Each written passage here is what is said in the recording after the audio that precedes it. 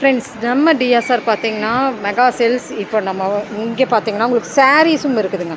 சாரீஸ் எல்லாம் பாருங்கள், போன தடவை வந்து நம்ம சாரீஸ் பார்க்கல. இப்போ இந்த தடவை வந்து சாரீஸ் சில இம்பார்ட்டண்டான கலெக்ஷன்ஸ் எல்லாமே நம்மளுக்கு இங்கே பார்க்கலாங்க.